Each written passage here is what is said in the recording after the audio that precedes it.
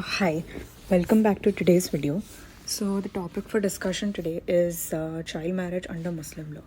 So, child marriage has long been a common practice in many Muslim societies. It has serious implications for health and well being of young girls who are forced to marry too soon. So, and the evil of child marriage affects both the male and female, but the females seem to face more repercussions. And it not only affects their general well being and that takes away their childhood, but also adds the burden and responsibilities of life onto them from a young age. So, there are various essentials of for a child marriage, which I'm going to be explaining. So, as per Section 2 of the Law of Marriage, so marriage is an agreement between a man and a woman based on the Shariat principles, as a result of which mutual sexual relation becomes legitimate paternity of obligation and which becomes enforceable.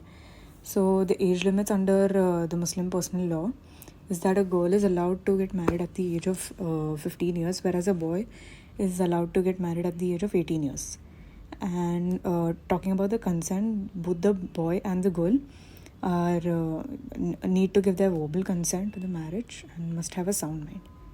So, and in this case, there is no required consent of a guardian, whereas in case of a minor that is not attained the age of puberty, the consent of the guardian is required to make the marriage lawful. The marriage must also be registered to be legally recognized. So, next, moving on to if this consent is valid or not. So, recently a PIL was filed challenging the permissibility of marriage of girls below 18 years of age under the Muslim law. So, the police stated that when a Muslim girl is permitted to enter into a valid marriage while she is a child herself, it violates her rights guaranteed by Article 21 of the Constitution of India. It is so the PIL also referred to the case Ghulam Din versus State of Punjab and others, wherein it stated that the non-validity of marriage, wherein it basically stated the non-validity of marriage age. So the plea also suggested that the child marriage violates their rights and places them at high risk of violence. And child marriage ends the childhood, so it negatively influences the right to education, health, and protection which the children deserve. So these consequences impact not just the girl directly, but also her family and community.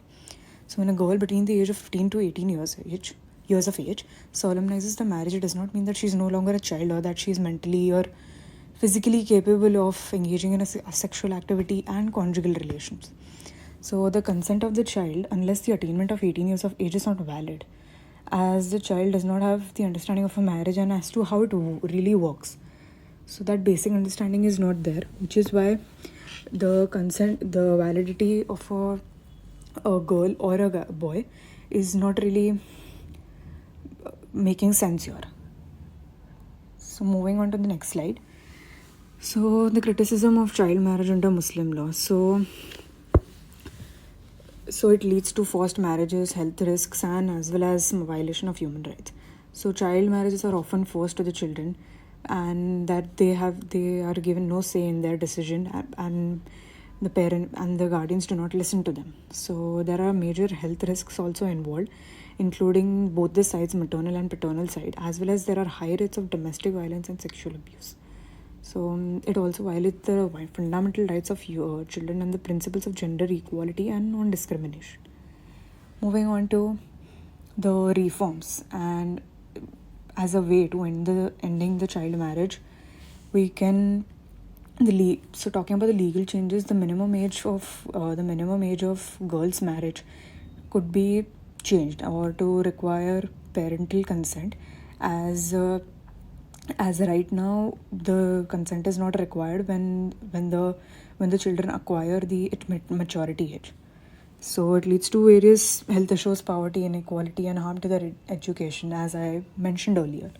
So in the community outreach, the organizations and NGOs are working to provide education to the girls and their families to raise awareness about the consequences of a child marriage, whereas providing girls with education and economic opportunities can also help break the cycle of child marriage and empower them to make their own choices and lead better lives.